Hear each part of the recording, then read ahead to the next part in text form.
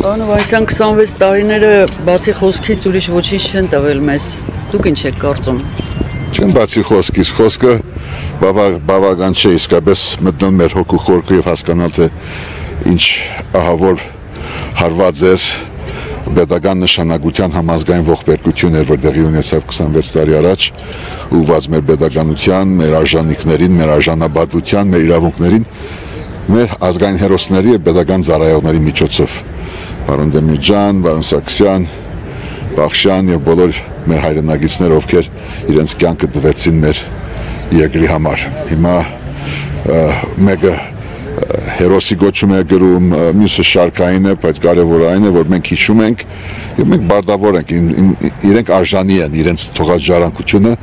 որ ոչ միայն մենք շարունակենք եւ իգադարացենք այդ աշխատանքը, որով իրենք սկսեցին պետական ծառայությունը,